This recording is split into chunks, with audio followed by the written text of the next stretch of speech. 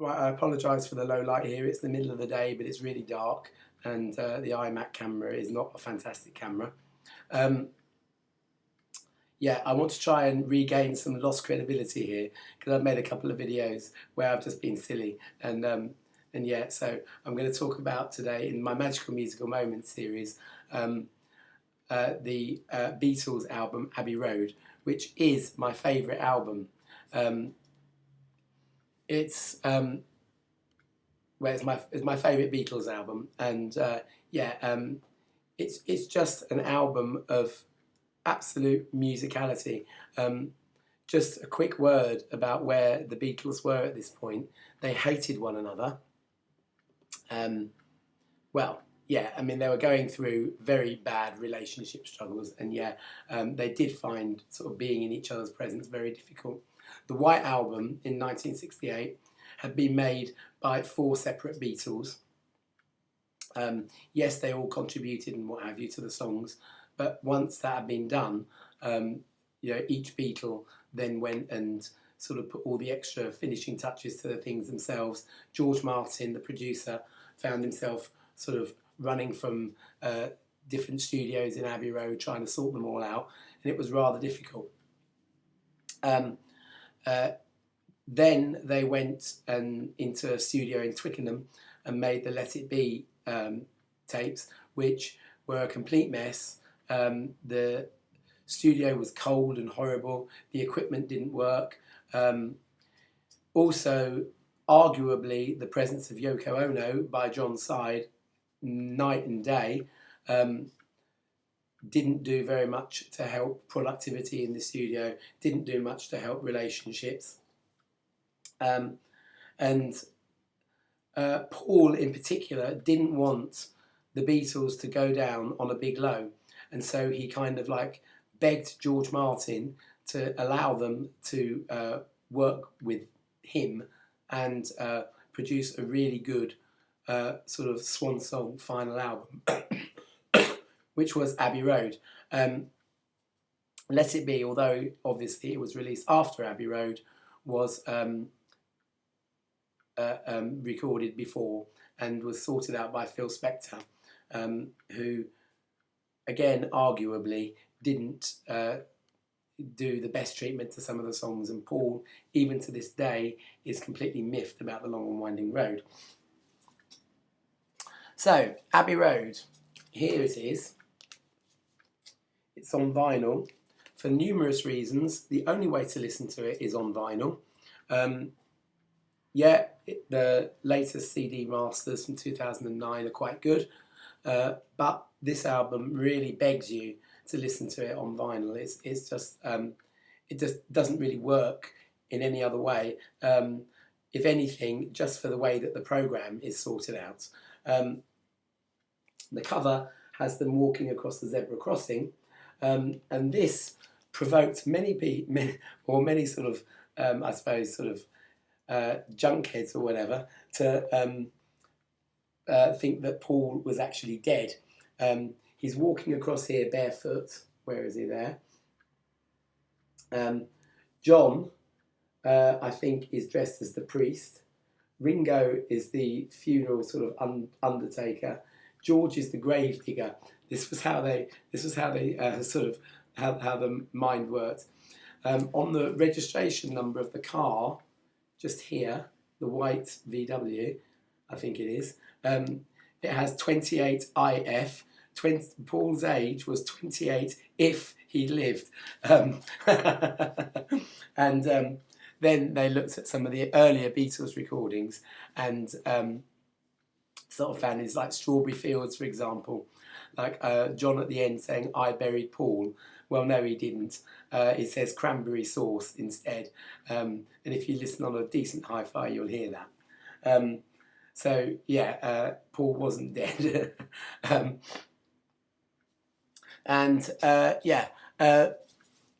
So just, there isn't really one magical musical moment in this. There are lots.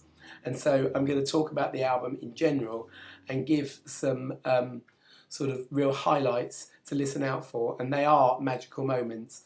They're not like whole verses or anything like that. So, come together. All right. Side one is an album of, side one is a side of complete tension. It does have a few moments where the tension is released, but the tension is created by the interaction of the four Beatles and what they're doing, and in particular Paul and his bass.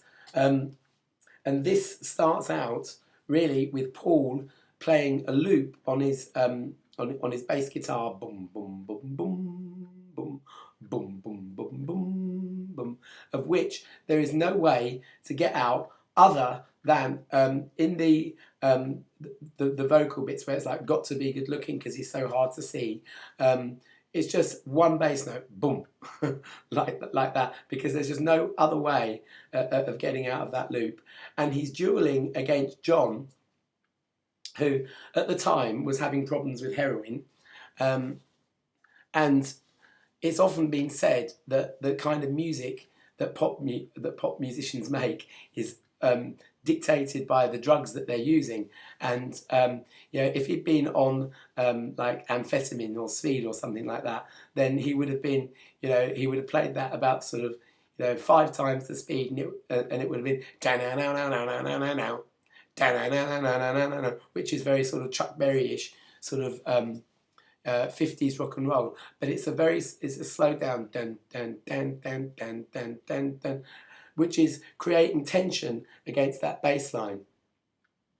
Ringo's drumming is absolutely flawless here, and the way that his toms sort of go sort of are sort of answering back John's clap, because at the beginning he's going shoot, dum, dum, dum, shoot, boom, boom, boom. And as he claps, because he's got so much reverb on his voice at the same time, the claps are creating their own rhythm, which Ringo then replies to each time with these toms that go across the, well, they don't go across the stereo spectrum. They would do on a modern recording, but it's just a fabulous piece of percussion work, and a great idea. Now, lyrically, this is not, I don't think, a rallying call, which it could sound like, come together right now over me. Yes, he was famous at the time for things like Give Peace a Chance, which was, you know, was a rallying call. This isn't. This is him and his response to the way that he'd been misrepresented by the media at the time. And although it's nonsense lyric, and just about all of John's contribution to this album lyrically is nonsense lyric, it does have a few sort of clues in it as to how he's being misrepresented by the press. Oh no, sideboard, mojo filter, mojo I think is heroin. And the chorus is actually rude. It's come in the rude sense, I'm afraid. And I actually think he's saying, you wankers. That's really, pardon me for the language, but that's the way it comes across. And so it's a really sort of tense moment right from when we start, okay? Paul, I think, is really generous with his bass playing, and it's the other people's tracks that that he's really augmenting with his bass, and really giving his best. Particularly the next song, which is Something, and arguably it's over the top, but there is a magical musical moment in Something, and it comes in the last verse where George, who really spent hours and hours and hours thinking out his guitar riffs here, is duetting against Paul, and Paul at some points even comes higher than George's guitar. And there's a fantastic bit just in the last verse where Paul is going dum dum dum dum dum dum dum dum dum dum, and in tune obviously. His playing is very melodic. Bass players aren't really renowned for playing melodies on their bass guitars, but Paul is here, and you know, the bass playing against George's electric guitar is just absolutely a miracle to behold here, and it does create the tension because they're trying to outdo one another in, you know, how melodic they can actually be. Something I don't think actually works in some of the cover versions that there have been. Peggy Lee's done a version of it. Shirley Bassey did a version of it, which I think sort of, you know, went to #1 for several centuries. But I don't really think it works. It works as a gentle love song, just with, you know, this beautiful flavouring given by the bass guitar here. So yeah, it's fantastic. Now, once you've got some tension, you've got to relieve that tension somehow. Maxwell's Silver Hammer is Paul's first contribution to the album, as it were, or the first one that we hear. Yeah, that's all it is. Listen out though for the synths on there, because synthesizers were just starting to sort of appear in pop songs. They've been the sort of the highbrow sort of music concretes of the sort of neoclassical composers up until then, and they took up, you know, the size of a house. They're very difficult to keep in tune, but Maxwell Silver Hammer uses them to good effect. Paul's bass here is really, really simple compared to what he's done on Something and Come Together. You've just got boom, boom, boom, boom, and you know, it's nowhere near as good. You can hear that Paul is really giving his best lines to the other members of the group.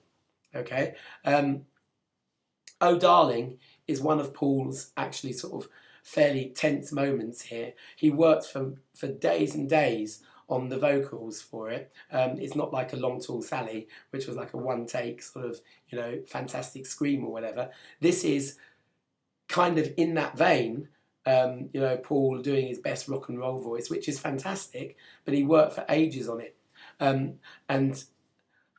After the first sort of bridge passage, the When You Told Me You Didn't Need Me Anymore bit, he sort of, well, you know, I nearly broke down and died.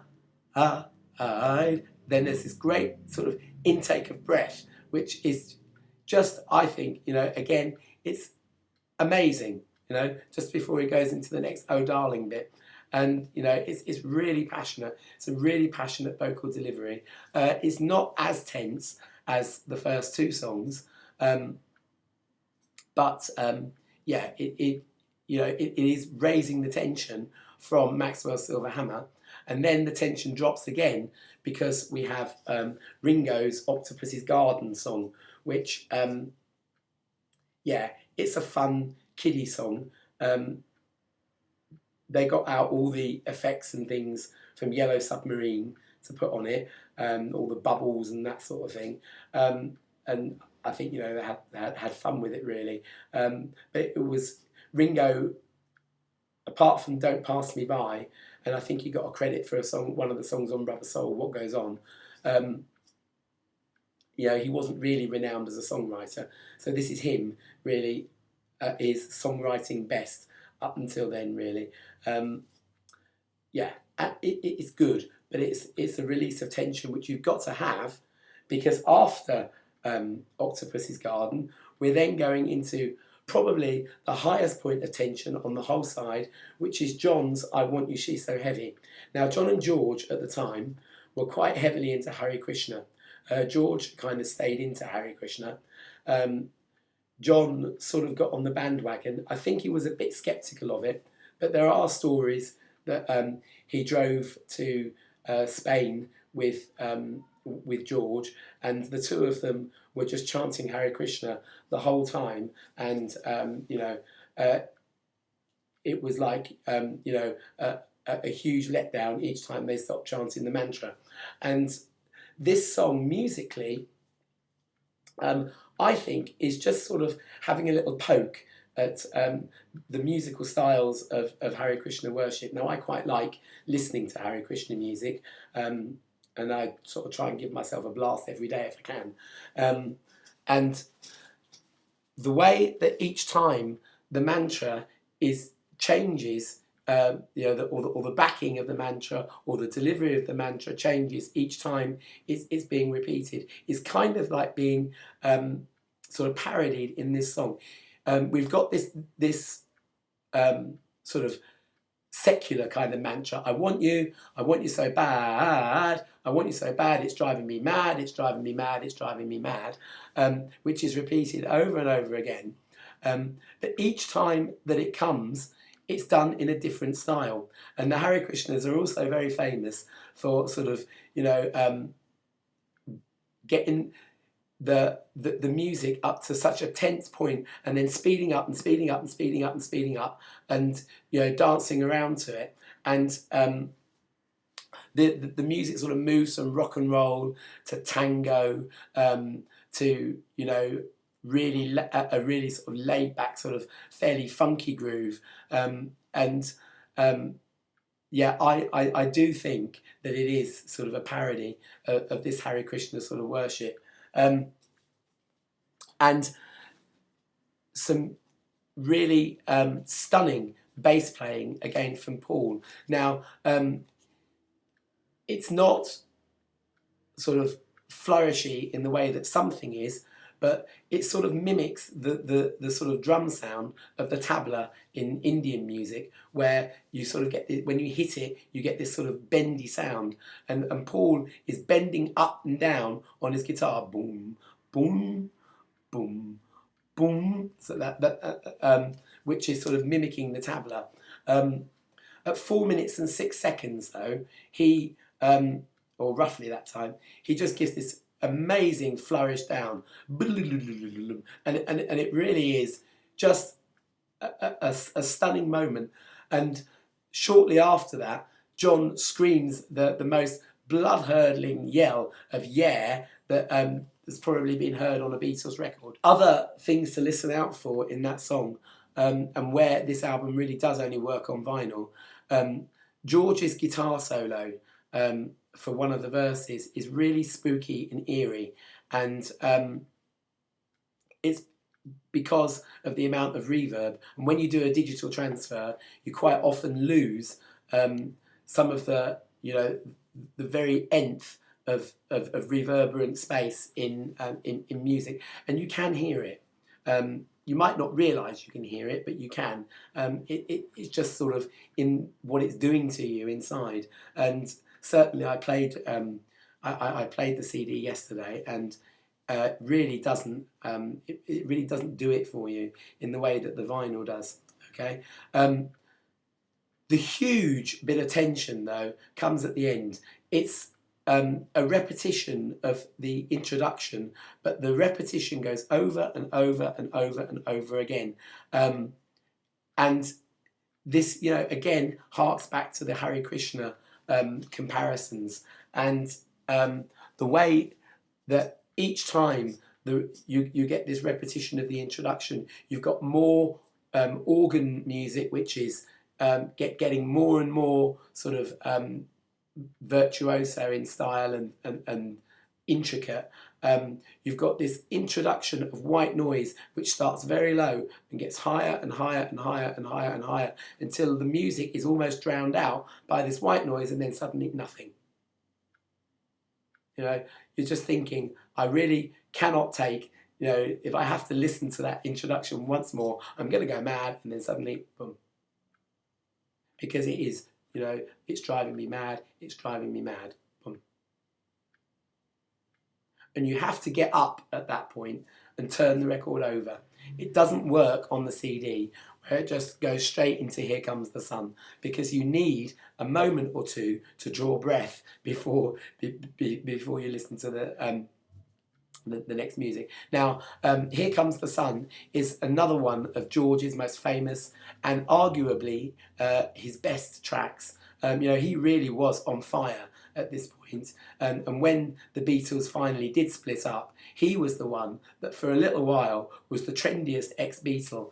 And this song is really him on fire. It carries on the Indian influence in the timing, because it's not a straight 4 to the floor beat. There's 2 4 bars, 4 4 bars, 3 8 bars, 7 8 bars, and Ringo in particular found the drumming a real challenge, but as you can hear, he really rose to it. And it's just a moment of just pure, nearly the most blissful moment on the whole album. It's just an absolutely stunning song to listen to, but it's not quite the most blissful point on the whole album. We'll find that out in a moment. Now, most of side 2, apart from there are I think 3, check, 1 2 3 separate songs on here before we get a medley. All right. Okay. After Here Comes the Sun, we have Because, which is, I think, influenced by Yoko, who was playing the Moonlight Sonata by Beethoven on the piano, and he just wrote a song in a minor key with those sort of arpeggios sort of floating around on the harpsichord, right? Which is, again, a really sort of strange instrument to choose for a rock and roll album, right? And the harmonies over the top of that are really beautiful harmonies that surpass even things like Yes It Is and This Boy in their beauty. And it's John at his nonsense lyric best. Because the sky is blue, it makes me cry. All these little puns here on things. Beautiful song, and the tension is sort of dipping further and further and further, because the next song, You Never Give Me Your Money, is now Paul at his most argumentative and bitter, really. And we're now sort of coming up to side 2's main feature, which is the medley of different songs or scraps of different songs by John and Paul that have been sort of arranged together with no break in between them.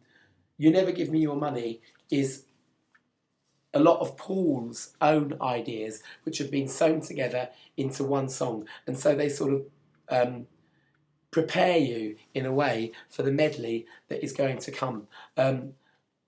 It's a very, very sad song.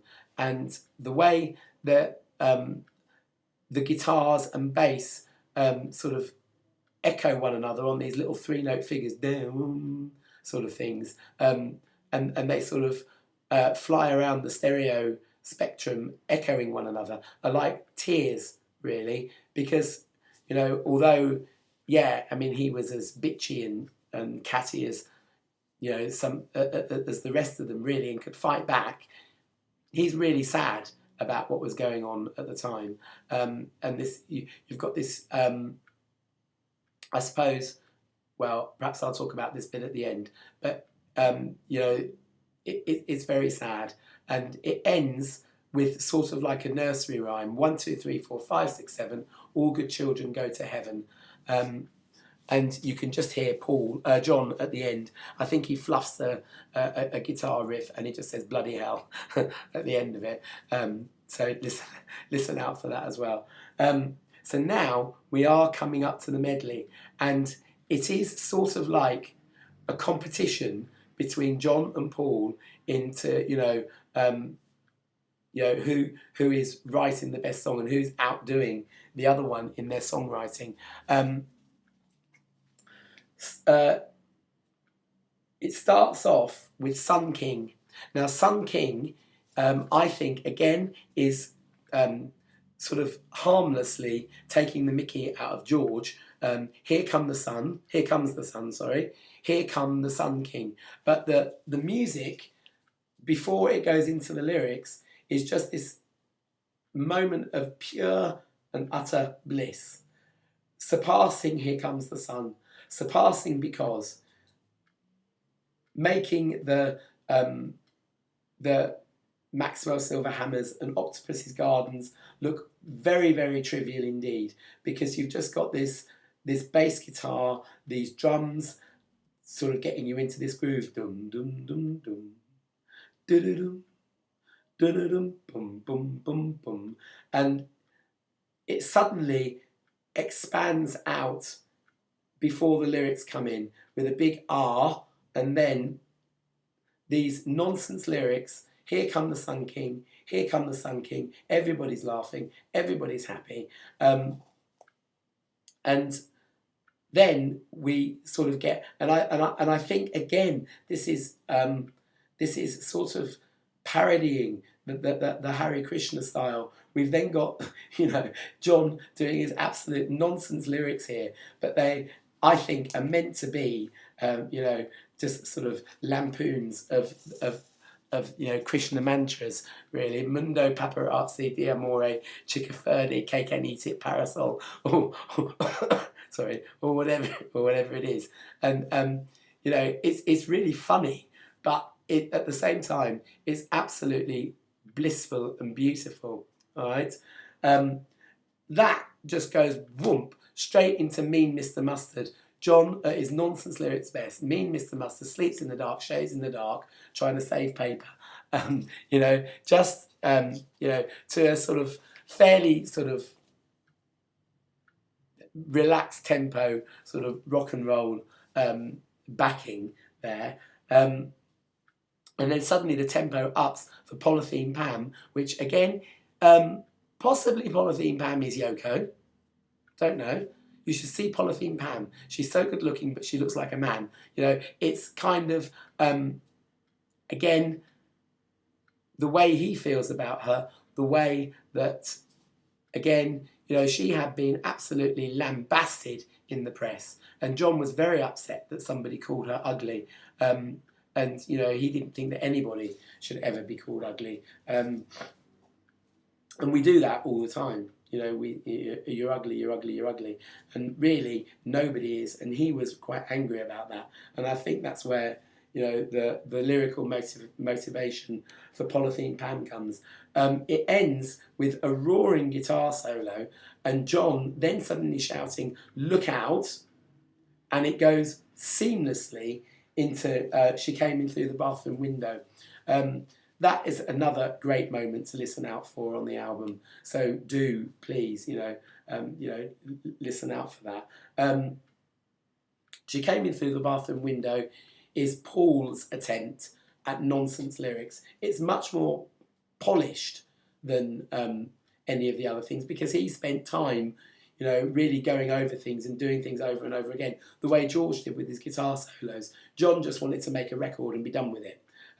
So his contributions here and on most of the album, although they're fantastic, they're raw. If he made a mistake, if it didn't matter too much, he didn't bother going back and doing it again. Whereas Paul would have spent 2 hours trying to get that bit perfect. So that is Paul competing with John. I can write a nonsense lyric as well. You might think that that you're the king of that, but I am. I can do it just as well. And then She Came In Through the Bathroom Window then leads us up to the last 3 proper songs on the album, which are Paul just absolutely devastated about how the Beatles were ending up here. Golden Slumbers is a traditional nursery rhyme. Once there was a way to get back homewards. Once there was a way to get back home. Sleep, pretty darling, do not cry, and I will sing a lullaby. Played against just a very sad, mournful piano. The tension rises for the Golden Slumbers Fill Your Eyes bit. And then it goes back to once there was a way to get back home. And sleep, pretty darling, do not cry, and I will sing a lullaby. And you might sort of be expecting then that this thing's going to sort of go out into sort of, you know, Hollywood sort of panoramic things, and we're going to get a beautiful lullaby. But what do we get? Boy, you're going to carry that weight a long time. Just goes into, you know, the heaviest rock song, which could no way be construed as a lullaby, but is, you know, is jarring against Golden Slumbers. And it's Karma. This is, you know, carrying on from You Never Give Me Your Money. And we even get a burst of You Never Give Me Your Money in Carry That Weight.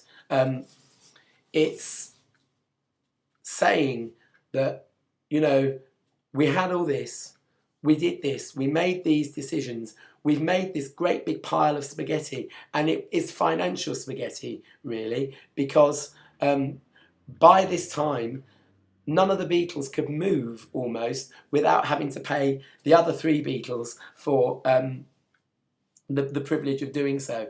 And, you know, their solo albums of the 70s, the money sort of had to be frozen, and then at a certain point, because of the contracts and things they're in, it had to be divvied up pro rata to all four of the other Beatles. You know, so even Band on the Run, for example, you know, John would have got a portion of the royalties from that, and you know, I think George and Ringo would have done as well. And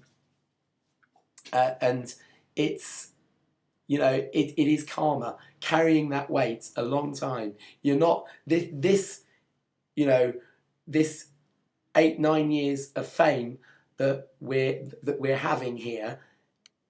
You're going to pay for it somehow, and that is karma, and that is what this song is saying. You know, and somehow or other, you know, we've got to sort of transcend that karma, try and put it right. And it was, you know, incredibly difficult. Okay, so at the end of Golden Slumbers, the mood is suddenly interrupted, and we just say, oh yeah, all right, are you going to be in my dreams tonight? And it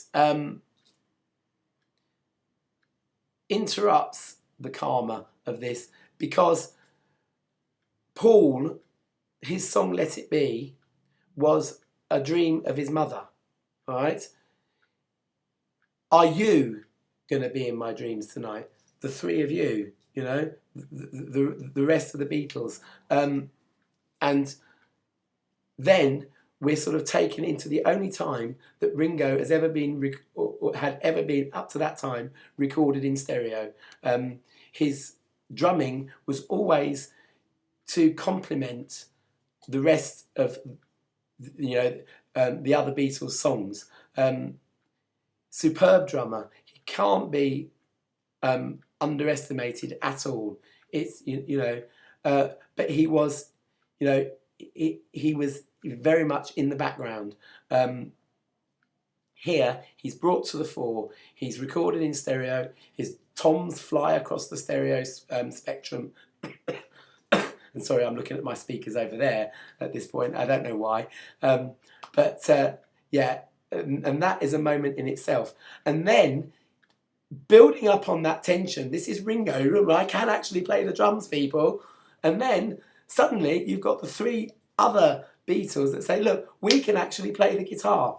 And they're dueling against each other. Now, I don't know, you know, the actual sort of minutes and seconds of each player's contribution here. But for the next few bars, you've got, you know, George playing, John playing, Paul playing, and each of their styles is different.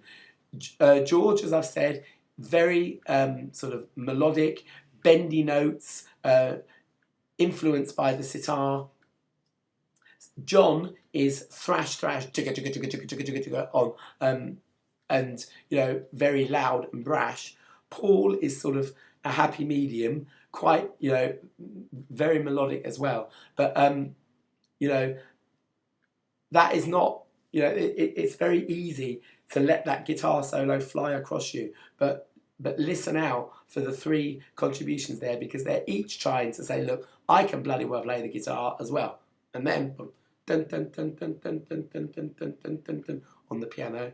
And in the end, the love you take is equal to the love you make. And it's Paul transcending the karma, the bad karma of carry that weight. And he's saying, look, the only way we can actually sort this out is through, good relationships, through love, and the fact that at the end of the day, put all the monies and the Yokos and whatever else it is behind you, get rid of that, get back to the music, get back to the fact that when we play together, we actually enjoy it, we like one another. And, it did kind of happen, it took years and years, but it did kind of happen. And the relationships, by the time that John died, although they weren't, amazing, they were certainly not bad. They were good. Paul had been to see John at, in New York and that sort of thing. And, it did work together. But at the end of the end, you've got this great orchestral climax here, and George's last tear on the guitar. Dun, dun, dun, dun, dun, dun, dun, dun. And it's beautiful. And that, if you were going to go for one magical musical moment, that is sending shivers up my spine, just even thinking about it. But you've got to get right to the end of the album to hear it. And, it is this great mesh of tensions, complicated relationships, complicated financial goings on, and what have you. This inbuilt thing which had always been in the Beatles to compete with one another. And you just get this great sort of psh, and it's like a great big let out of steam right at the very end. All right. I think the album is kind of like spoilt, because one of the songs that was going to go into the medley but never ended up there was Her Majesty. And I think when they were cutting the master, there was a little snapshot of Her Majesty at the end, which possibly had been spliced in by accident. I don't know.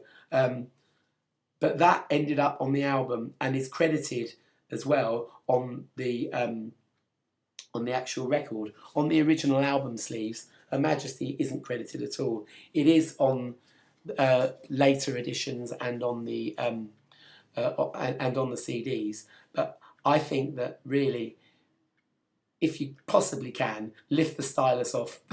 Lift the stylus off before you get to Her Majesty, because in a way it kind of like trivialises what's just gone on before. All right, this has been a very long video. I do apologise, but I don't really, because this album, you could just talk about it for hours and hours and hours and hours. But go and listen to it, because, I don't really want to spend my life sort of preaching to the converted here. I've got a lot of people on YouTube from various different backgrounds, various different ages that subscribe to me, and it's those younger ones, that I really want to sort of say, look, yeah, there's fantastic music around today, but go back and listen to, it just because it's ancient, it doesn't mean that it's poor. If anything, it's kind of like better than what's gone on, than what's going on now. Not to trivialise what's going on now, but to say that this is where it's coming from. This is where it's coming from. If you didn't have an Abbey Road, you probably wouldn't have an Evanescence or a Tokyo Hotel. It's just, so yes, it's the younger ones. And what I will say here, I always try and put up a Christmas record, of what's going on in my sort of inner dialogue before round about Christmas time, and I will try and do that. But if it's sort of after Christmas, then Hare Krishna, have a beautiful Christmas, everybody, and I love you all. Bye.